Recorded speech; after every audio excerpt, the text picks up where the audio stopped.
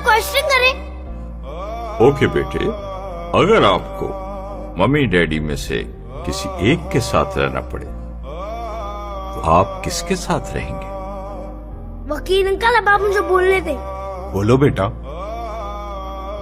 जज अंकल, मैं चॉकलेट और आइसक्रीम दोनों को लाइक करता हूँ, 50-50। You know why? मम्मी मुझे आइसक्रीम लगती है, ठंडी ठंडी, जो प्यार करती हैं, मेरे लिए झूठ सच सब बोलती हैं। और डैडी मुझे बिल्कुल चॉकलेट की तरह लगता है।